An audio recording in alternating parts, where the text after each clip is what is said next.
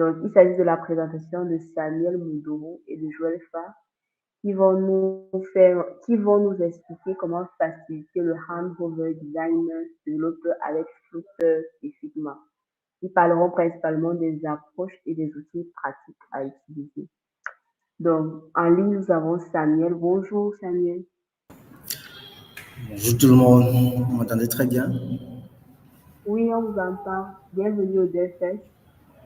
Merci, merci pour l'invitation, merci pour avoir validé le thème, un thème qui est très intéressant pour ceux qui s'y connaissent un peu et je suis ravi de partager mes connaissances avec tout le monde aujourd'hui. D'accord. Merci beaucoup aussi d'avoir accepté de partager avec nous. Nous vous laissons 25 minutes, donc 20 minutes pour votre présentation et 5 minutes d'évaluation et de questions réponses. D'accord, d'accord. Donc, c'est un. Merci, merci. Alors, bonjour, bonsoir à tout le monde, bonsoir au DFest, bienvenue au DFest 2024. Pour cette première journée, nous allons nous avons un workshop. Donc, moi, le workshop devait se tenir avec mon confrère designer Joël Fa. Bon, les aléas du direct. Je vais présenter la première partie de ce workshop qui porte sur comment faciliter le handover designer développeur avec Figma et Flutter, approche pratique et outils.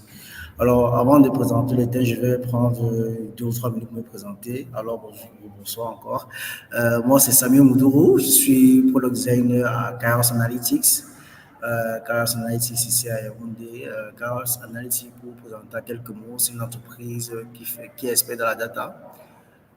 Qui dit expert dans la data dit aussi un peu de développement informatique et nous avons nos propres solutions qui sont sur le terrain, notamment CEMA qui aide les marketistes, qui aide les PME dans la gestion de leurs clients, suivi pour la traçabilité des transportés et tout ça. Donc, en gros, mon travail à Kairos Analytics, c'est principalement de designer les applications, les renvoyer aux développeurs et m'assurer à ce que côté utilisateur, tout se passe correctement. Alors, sur ce que j'ai dit, ce qui m'a intéressé aujourd'hui, c'est comment comment nous faisons pour passer notre maquette depuis le département design au département développeur chez IT en fait. Alors, sans toutefois tarder, on va entrer dans le vif du sujet. Alors, on a parlé, j'ai dit dans le thème faciliter le handover. Ceux qui ne sont pas familiers au domaine, c'est quoi le handover? Le handover, comme je venais de le dire tout à l'heure, un peu simple, c'est le processus qui permet le transfert des éléments d'interface utilisateur au développeur pour qu'il puisse implémenter le design final dans le produit. Ce processus est crucial pour garantir que le produit final corresponde au prototype conçu. Alors pourquoi cette étape, ils ont mis le mot crucial? Parce que il faut comprendre que aujourd'hui le design reçu est le résultat de plusieurs études, que ce soit au niveau managérial, que ce soit au niveau de l'équipe marketing, que ce soit au niveau de l'équipe recherche chez nous dans le domaine du design, parce que le design il est US recherche. Donc, si tous ces départements-là ont dit, OK, le design, c'est peu beau en termes de couleur, en termes de disposition, c'est-à-dire la structure, en termes de texte, il est important que les développeurs repliquent ces interfaces le mieux possible. Donc, c'est pour ça que cette interface est assez cruciale parce que résultant de plusieurs longues études, en fait, en interne dans l'entreprise pour s'assurer que le produit va rencontrer les clients cibles. Alors, nous ici à Kairos Analytics, notre environnement de travail, c'est Figma. C'est vrai qu'il y a plusieurs autres outils, mais nous utilisons principalement Figma parce qu'il nous offre, que ce soit sur le plan design, tous les tools, tous les outils nécessaires, maintenant sur le plan du handoff. Il y a les fonctionnalités que je vais montrer tout à l'heure qui nous facilitent ce handoff-là. Alors, comme il y a un texte là, on dit Figma est un logiciel de design interface utilisateur et d'expérience basé sur le cloud, qui permet aux designers de créer, prototyper et collaborer en temps réel sur les différents outils des interfaces web et mobiles. Voilà, les bonnes pratiques. Alors, pour parler des bonnes pratiques, laissez-moi vous présenter d'abord le workshop. Le workshop, en fait, j'ai préparé 3 interfaces. Bon, on a pris du plus gros fichier qu'on a. En fait, on a un produit sur le marché, comme je vous ai présenté je vous ai parlé tout à l'heure. On a un produit qui s'appelle SEMA. En gros, SEMA, aujourd'hui, c'est un outil qui permet, entre guillemets, par les manières simplifiées, de booster la gestion client chez les entreprises, de son secours. Une entreprise qui a, supposons, un restaurant, qui a un manager, qui a un directeur, je ne sais pas trop, un gérant, il n'a pas toujours le temps d'être sur le téléphone pour répondre aux questions. Aujourd'hui, on permet à ce que, grâce à notre outil, il y a un outil intelligent, il y a un peu de la magie, un peu de l'IA, qui permet de prendre en charge le client automatiquement sur WhatsApp. Donc, si un client vient aujourd'hui sur le chatbot WhatsApp de l'un de nos clients, le chat va prendre en charge automatiquement le client et livrer le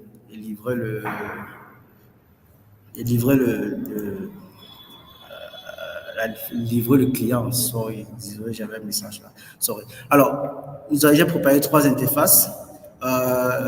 Ceux qui sont familiers, il y a beaucoup de développeurs, ils vont reconnaître un peu ces interfaces. On a une interface de connexion. Donc, ça, c'est une étape de la connexion. Ça, c'est la deuxième étape quand le curseur est au-dessus. Et ça, c'est la troisième étape qu'on a à l'intérieur. Donc, ici, l'utilisateur tiré monté il y a une commande de massage pour son salon de spa qui est en attente et il faut qu'il ouvre pour pouvoir voir les différentes commandes. Alors, notre but aujourd'hui, puisque nous sommes ici en tant que développeurs, c'est voir comment moi, nos designers, nous permettons à ce que le développeur puisse avoir toutes les spécificités techniques, que ce soit les espacements, les couleurs de ce fichier, pour qu'il puisse réaliser au mieux ces interfaces. Alors, aujourd'hui, Figma nous facilite la vie, je ne vais pas vous mentir. Il y a l'outil Dev Mode dans Figma qui permet à ce que quand je clique sur un élément là, j'ai les différentes spécificités ici à gauche avec la wave, la flex direction, bon, tout le nécessaire pour permettre à ce que les développeurs puissent reproduire parfaitement cet outil. Alors, dans un contexte dans lequel on n'a pas beaucoup d'argent, du moins, c'est-à-dire où c'est pas tout le monde qui peut payer un abonnement de $15 par mois pour toute une team. Par exemple, Kairos, ce sont une team de trois designers, ça a quand même son coût. De la question aussi qu'on trouve des voies et moyens pour que soit nous, les designers et les devs, puissions parler le même langage, puissions permettre à ce que le produit soit livré normalement et avec le plus de fidélité possible en fait. Alors, les bonnes pratiques, déjà, je conseille à tous ceux qui travaillent avec Figma d'avoir une vue globale sur tous les composants, travailler en termes de composants. Pourquoi c'était important? Je pense que les devs aussi, ils le font aussi. Ça ne sert à rien à chaque fois à coder un bouton pour une interface. Il faut faire un composant bouton que tu vas appeler à chaque fois. Il faut faire un composant input que tu vas appeler à chaque fois, etc. etc. Deuxième bonne pratique, il est important de bien nommer ces layers. Donc là, on a Apple Bottom Bar, qui correspond à ça. On a un container. C'est vrai que cette nomenclature ne prend pas en compte les spécificités de chaque langage, que ce soit Flutter, que ce soit React Native, etc. Avec deux cas échéants, Flutter. Mais du moins, tout le monde peut se retrouver. Parce que le mot container vient naturellement du monde du web, HTML, CSS, etc. Donc, il faut bien nommer ces layers et je pense que le tout sera joué. Maintenant, revenons à notre slide. On a fini les bonnes pratiques. On va parler des plugins. Pourquoi on va utiliser les plugins? On va utiliser les plugins pour contrôler cet outil-ci qui est le Dev Mode en fait. Donc, le premier plugin qu'on va voir, on va voir Popstar. Alors, aujourd'hui, si je donne mon interface, si je donne mes interfaces à un développeur, il ne va pas, s'il vient sur le composant input, il ne va pas connaître à quoi correspond, qu'est-ce qui différencie cet input et cet input. Du moins, s'il y a un, tout le monde, c'est pas une connaissance partagée. Il est important aujourd'hui que je puisse labelliser mes composants. Pour cela, je vais utiliser le composant Popstar. On va le taper directement Popstar. OK. Créer le propre petit tableau. Automatiquement, il va me créer toutes les variantes de chaque composant. Donc, je vais prendre le premier composant qui est le composant input. Ouais, automatiquement, il m'a créé les différents states du composant input. Ici, c'est l'état default. Ici, c'est l'état actif. Ici, c'est l'état quand ça, c'est plus c'est une propriété propre aux interfaces web. Mais bon, ici, on va dire, ici, dans ce cas précis, on peut dire on focus quand l'utilisateur a cliqué sur l'input. On va faire pareil ici également. Et après, on va essayer d'avancer puisqu'on a passé le temps. On lance encore Popstar là-dessus, sur les cartes. Voilà. Alors là, c'est assez clair. Ici, c'est l'état par défaut. Ici, c'est quand il y a une notification. Alors, deuxième outil qu'on va voir, c'est XP Specs. Vraiment, c'est lui qui va venir jouer le rôle de Figma Dev, du mode Figma Dev. Alors, on va venir prendre cet outil, cette frame. On va taper. Moi, j'ai une astuce, tape sur specs. Et il sort directement. OK. Le voici ici en bas. Et on le run. Alors, les prérequis pour pouvoir utiliser ce plugin, cet outil, c'est déjà d'avoir une notion d'utiliser la notion de l'auto-layout. Bon, ce n'est pas un coup de Figma aujourd'hui, mais pour faire simple, l'auto-layout permet à ce que tous les éléments soient stackés, un stack vraiment bien défini. Et l'espacement soit bien défini. Je vais ça comme ça, désolé. Je n'ai pas les mots qui me viennent là à l'esprit. Je ne sais pas trop à quoi ça correspond dans chaque langage, mais bon, je ne sais pas si ça existe. Mais nous, on travaille essentiellement avec l'auto-layout. Dans bonne pratique, ça nous permet parfois, ça nous permet de gérer les responsives et etc. Donc, les prérequis pour utiliser cet outil, il faut que l'auto-layout soit fait. Bon, petite astuce comme ça là, nous design à Kairos, les espacements, on utilise les multiples de 4. On a nos espacements, nos gaps, c'est généralement les multiples de 4.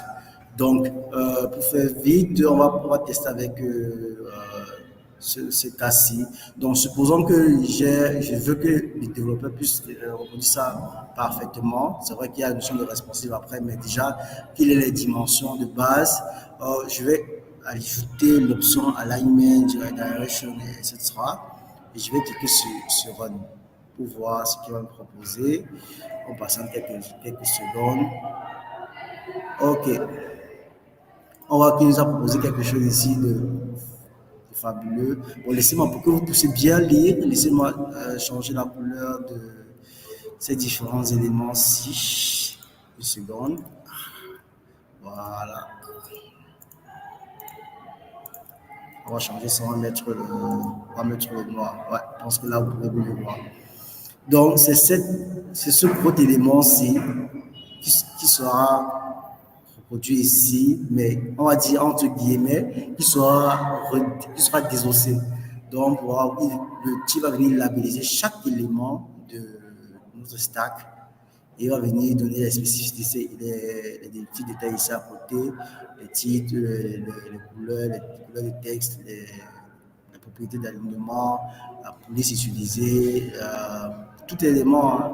Maintenant, ici, plus en bas, il va nous donner les détails sur les gaps, les espacements entre les différents éléments, et ce sera donc cet outil vraiment, surtout sur cette partie droite.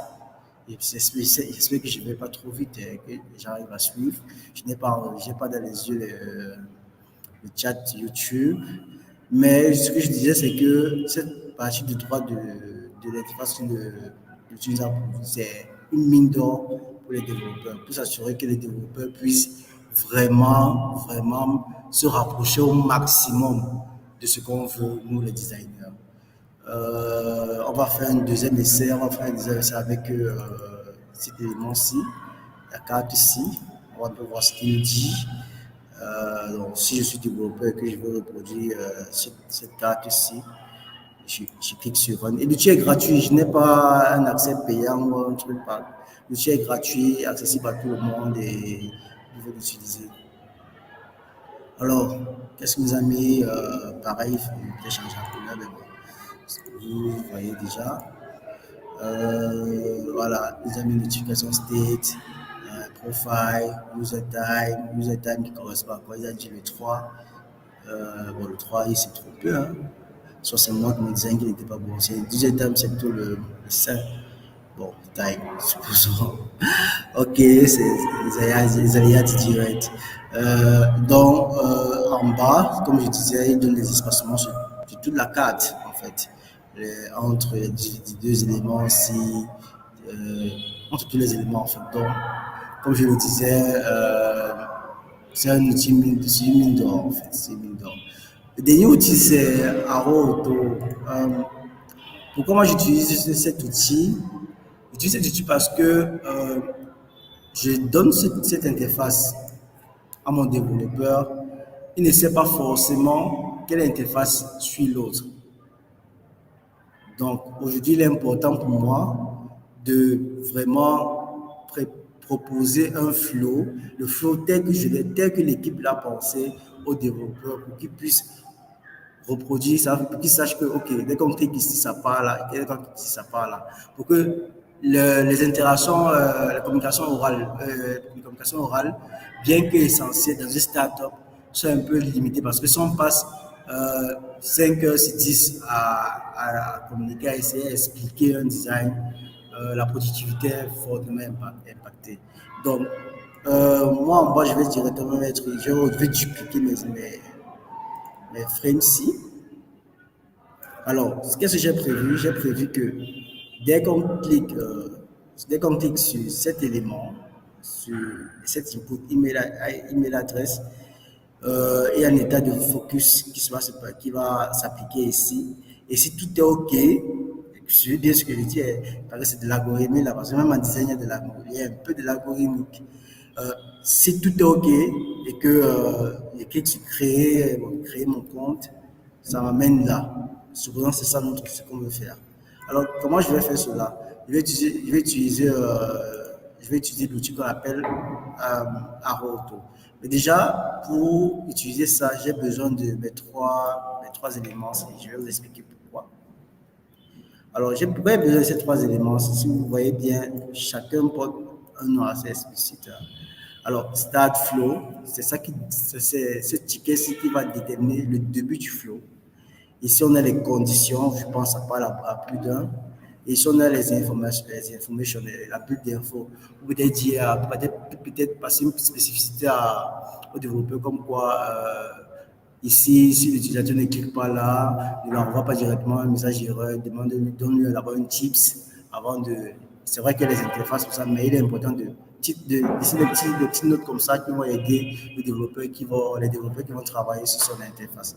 Alors, on va faire ça ensemble. On va faire ça rapidement. Je ne sais pas si j'ai pas assez de temps. Déjà, je veux me rassurer que je suis toujours en live. Ok. Ok, je suis sur en live. Il y a beaucoup d'interventions. Oui, je vais vous donner. Je peux même vous donner accès au lien tout de suite. Hein. Je peux donner accès au lien. Je vais envoyer le lien de Figma déjà dans le chat. J'envoie ça tout de suite, une seconde. Comme ça, si vous voulez être en live avec moi en même temps que moi, je serai ravi. Voilà, copie link. Voilà. Donc, je vais plutôt prendre celui-ci. Je prends celui-ci, je vous envoie le lien. Comme ça, je vais envoyer ça dans le groupe.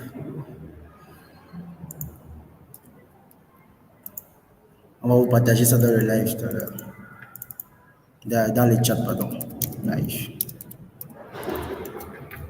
Aussi, pour ce qui est de ma présentation des différents slides ici, je pense que je vais vous laisser le slide sur mon Figma account. J'ai quelques plugins là. Mais je vais générer le PowerPoint.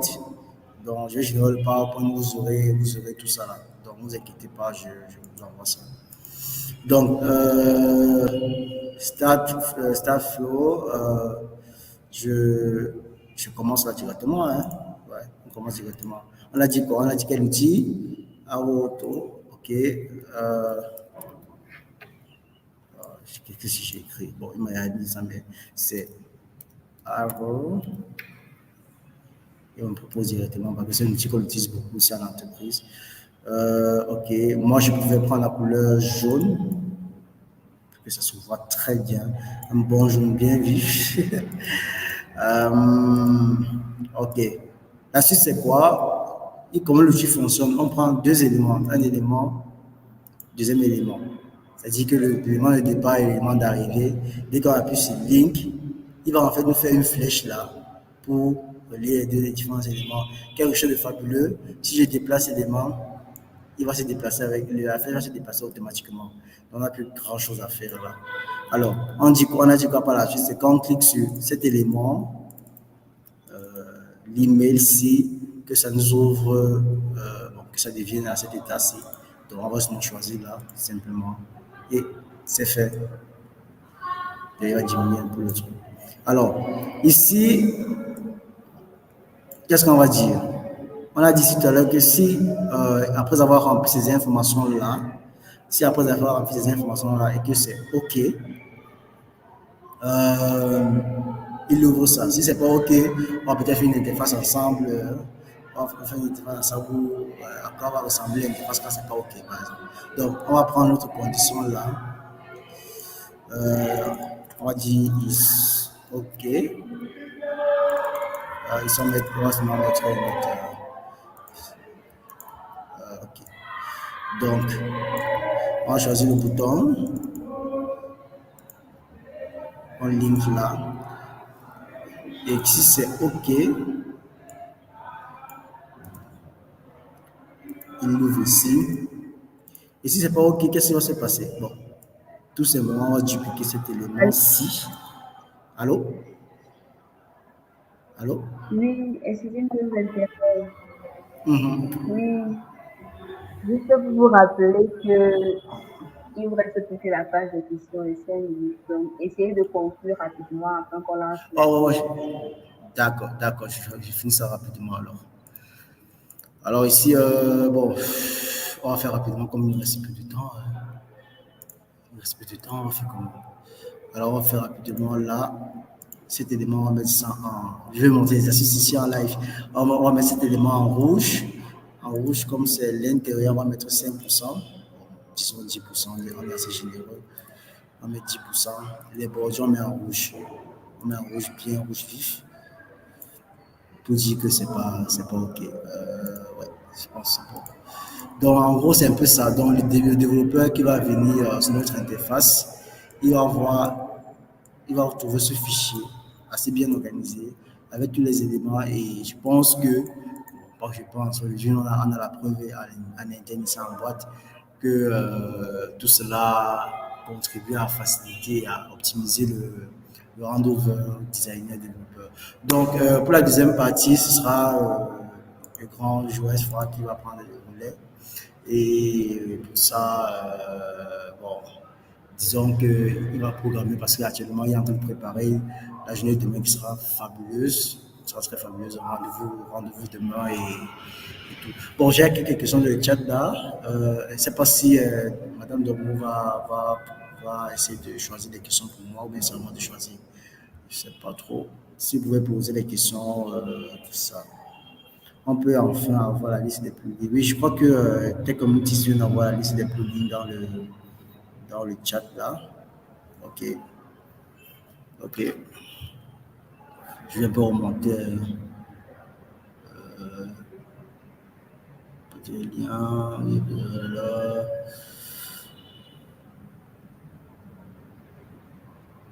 Poser une question.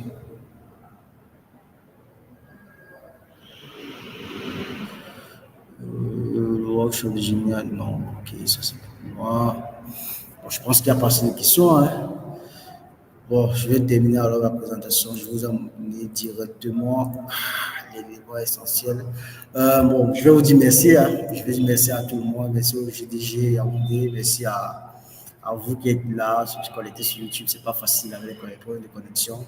Alors, mais mes réseaux sociaux aussi, principalement sur LinkedIn. Mon nom, c'est Samuel Steve Moudou. Je suis designer, je suis advocate Figma. Je suis dans le front of Figma Douala. Je ne sais pas trop, je suis dans beaucoup de communautés et je serais ravi d'échanger avec vous. Même tout à l'heure, là, après le truc, vous pouvez sur LinkedIn m'écrivez, je réponds du type au tac en fait, je suis réactif. Donc, je serais ravi d'échanger avec chacun d'entre vous sur le design et tout. On va se voir demain pour ceux qui seront là. Et c'est tout. Voilà les informations de l'entreprise, Kairos Analytics, sur LinkedIn, sur Facebook. Vraiment, allez, faites-y un tour, parlez autour de vous, comme sur notre outil CMA. Ce sera magnifique. Donc, je pense que c'est bon. Voilà. D'accord. Merci beaucoup pour votre présentation et pour vos réponses. Donc, vous vous rendez compte que demain sera vraiment une grande journée. Vous aurez l'opportunité de rencontrer des recruteurs sur place. Donc, ne manquez pas. Merci beaucoup. Allez-vous rester en commentaire? Donc, vous restez avec nous. Oui, je reste en commentaire, je réponds. Oui, je réponds. Donc, je vais répondre. D'accord, merci beaucoup. Bye bye. Bye bye.